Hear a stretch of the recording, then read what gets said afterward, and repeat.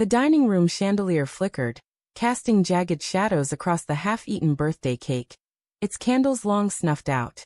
Laughter from the party still echoed faintly, but the air now carried a sour edge, like wine left too long in the glass.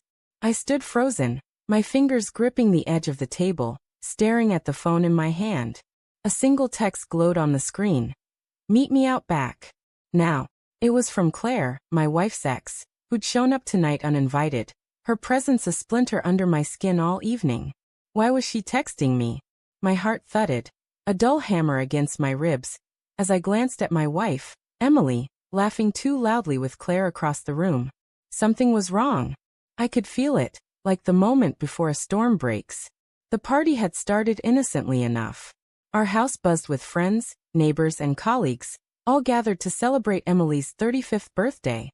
The living room smelled of vanilla frosting and spilled champagne, the playlist thumping with nostalgic hits. Emily glowed in her emerald dress, her laughter bright but brittle, like glass about to crack. I'd noticed Claire's arrival early on. A tall figure slipping through the front door, her dark hair catching the light like a warning flare. Emily hadn't mentioned inviting her. I hadn't asked. I told myself it was nothing, just a ghost from her past. But the way Claire's hand lingered on Emily's arm when they greeted each other twisted something in my gut. I excused myself from a conversation about office politics and slipped out the back door, the cool night air biting my skin. The backyard was quiet, save for the distant hum of the party and the rustle of leaves underfoot. Claire stood near the oak tree, her silhouette sharp against the moonlight. She turned as I approached, her eyes glinting with something I couldn't place. Anger, maybe, or guilt.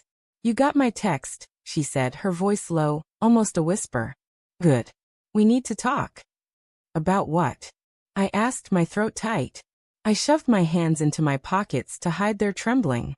"Why are you even here, Claire?" She stepped closer, her perfume sharp and unfamiliar. "I didn't come to ruin your night, Matt. But you deserve to know." Her words hung heavy, each one a stone dropped into still water. "Emily's been lying to you." My chest tightened, a vice clamping down. "What are you talking about?" I snapped, but my voice cracked, betraying the fear creeping up my spine. I wanted to laugh it off, to call her jealous, bitter, anything to dismiss the dread pooling in my stomach. But her eyes held mine, steady and unyielding, and I couldn't look away. "She's been seeing me," Claire said, her voice barely above a whisper. "For months. Late-night calls, secret meetups. I thought you should know before you find out some other way." The world tilted. My knees buckled, and I leaned against the tree, its rough bark biting into my palm. "You're lying," I said, but the words felt hollow, like a prayer I didn't believe in. My mind raced, replaying moments I'd dismissed. Emily's late nights at work, her phone always face down, the way she'd pull away when I reached for her in bed. Small things easily explained. Or so I'd thought. "I'm not," Claire said, her voice softening, almost pitying. "I have proof. Texts, photos. I can show you." I shook my head, the motion frantic, as if I could shake her words out of existence.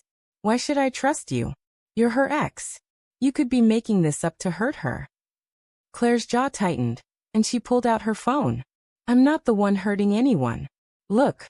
She thrust the screen toward me, and there it was, a photo of Emily, her head tilted back in laughter, sitting too close to Claire in a dimly lit bar. The timestamp was 2 weeks ago, a night Emily had said she was working late. My stomach churned, bile rising in my throat. "Why are you doing this?" I whispered, my voice raw. "Why now?" "Because I'm tired of being her secret," Claire said, her voice breaking. "And because you don't deserve to be played like this." I stumbled back toward the house, my pulse roaring in my ears. The party's noise hit me like a wave, laughter, clinking glasses, the thump of music. Emily was still there, twirling a strand of hair, her smile too perfect, too practiced. I wanted to scream, to demand answers, but my feet carried me past her, through the crowd to the kitchen. I needed air, space, anything to stop the world from spinning. The kitchen was quieter, the fluorescent light harsh against the white tiles. I poured myself a glass of water, my hands shaking so badly the liquid sloshed over the rim. That's when I saw it. Emily's phone left on the counter, its screen dark but unlocked. My heart pounded as I picked it up, guilt and desperation warring in my chest. I shouldn't look. I had to look. The messages were there, buried in a thread labeled work. Dozens of texts to Claire, some flirty, some intimate, some so raw they burned to read. Miss you tonight. Emily had written just last week. Wish I could stay longer, Claire had replied. My knees gave out, and I sank to the floor, the phone slipping from my hand. Matt! Emily's voice cut through the haze. She stood in the doorway, her smile faltering as she saw me. What's wrong? I couldn't speak. The words lodged in my throat, sharp and jagged. I held up her phone, my hand trembling. Care to explain this? My voice was a stranger's, cold and distant. Her face paled, her eyes darting to the phone then back to me. It's not what you think, she said, her voice high, panicked. Claire's just a friend. You're blowing this out of proportion. Don't lie to me. The words exploded from me, louder than I'd intended. Heads turned in the living room, the party's hum faltering. I saw the texts, Emily. I saw the photo. How long has this been going on? She stepped closer, her hands outstretched, pleading. Matt, please, let's talk about this privately. It's not what it looks like. I swear I love you. Love me? I laughed, the sound bitter and broken. You've been sneaking around with her for months, and you think you can just explain it away? Tears welled in her eyes, but I couldn't tell if they were real or another performance. I didn't mean to hurt you, she whispered. It just happened. Claire was there when I felt alone, and I got caught up. But I choose you, Matt. I always will. Her words twisted the knife deeper.